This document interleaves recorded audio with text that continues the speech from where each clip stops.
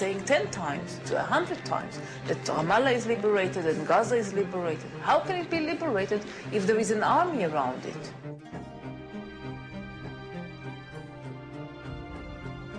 The Palestinian officials spoke very warmly about the situation, about the reality, and they were hiding the fact that for the great majority of the population, these years were a disaster. Those abuses, those violations of the public trust have been happening regularly since the Oslo process began. Palestinians who would protest against Oslo were labeled as terrorists. The authority would not allow it, the PA. Instead of having a real national authority, you had this corrupt institution whose main task, as far as Israel is concerned, was to police the Palestinians and prevent them from resisting the continuing occupation. It has wasted a lot of the money the international community has given it. One sees the villas of the leading Palestinian officials and the poverty with which the Palestinian masses are living in. The performance of the PLO in running the Palestinian Authority and its failures in negotiating with Israel have very much diminished support for the PLO leadership.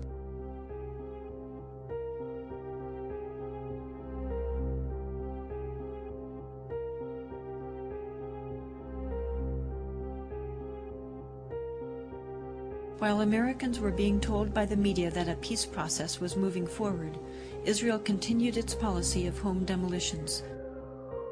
Since 1967, about 12,000 Palestinian homes have been demolished. More than 700 of those homes were demolished during the Oslo peace process. What you've got to have, and I think it's a fair demand on the part of Palestinians, that during the process of negotiation, you're not turning over more and more territory to Israeli settlers and changing the character of the land that you're supposed to be negotiating about. The notion that this is going to be a negotiable question does not ring true to any Palestinian who lives up against one of these settlements, which are continually expanding. And what does it mean to expand? It means you steal more land. Abdul Jawad is a Palestinian farmer whose family has lived there and tended the land for centuries. The Israeli authorities have confiscated countless acres of their farmland. شوف الشجر اللي كان ما أحلى اللي كان موجود هون. يعني كيف واحد بقعد في جنة أنا مسوي جنة هون. شوف شو بدال الجنة شوف شو سووا معاي. شوف شو هلا إذا بتتفرج شو هذا اللي سووه هون.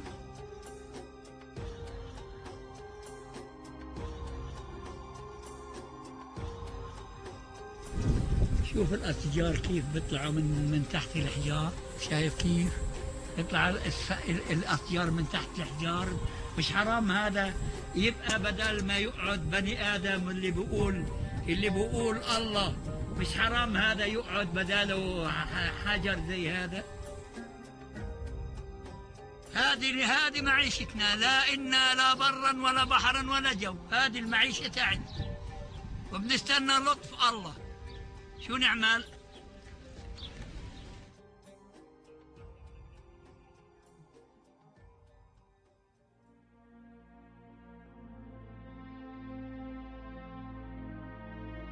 These settlers live and prosper at the expense of the Palestinians and the Palestinians' well-being, present well-being, and future well-being.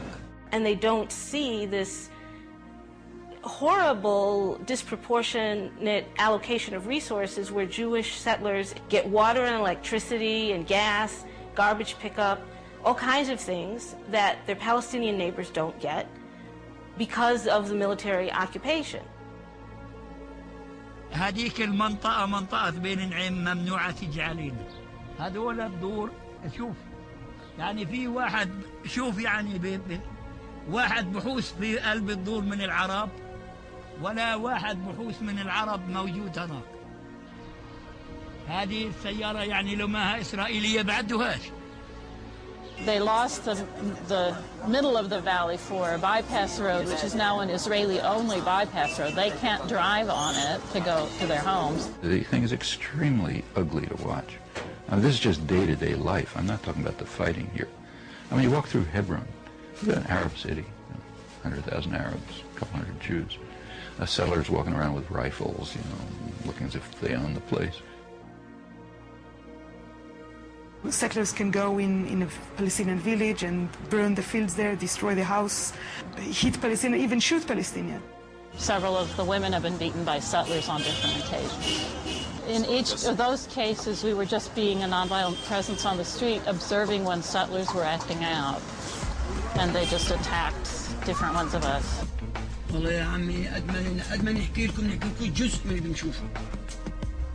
The Israeli government is not doing anything to try and stop the settlers from violating Palestinian rights.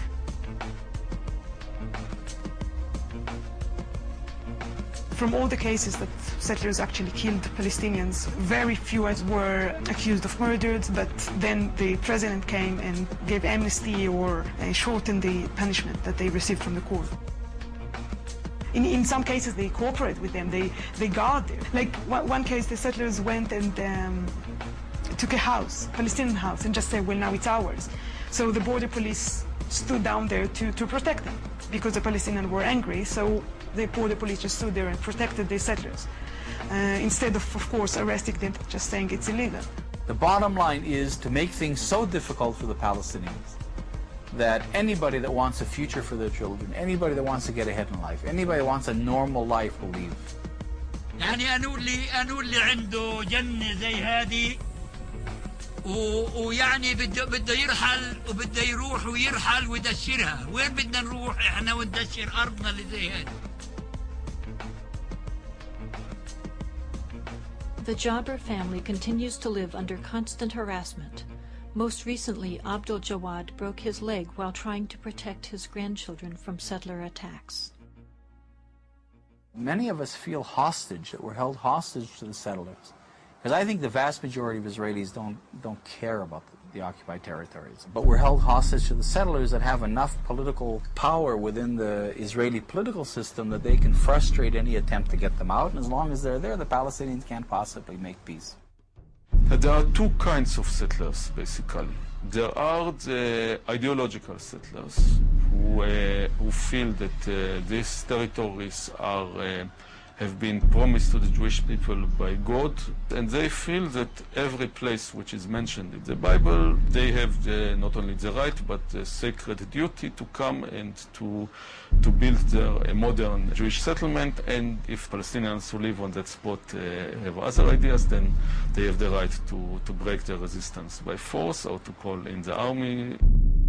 And the other kind, which are the more majority of the settlers, are in fact ordinary Israelis who came there simply because the government was offering them very cheap housing. When you go to live there, then most of the money you get is a government loan, and if you stay there for 10 years, then you don't have to pay back the loan.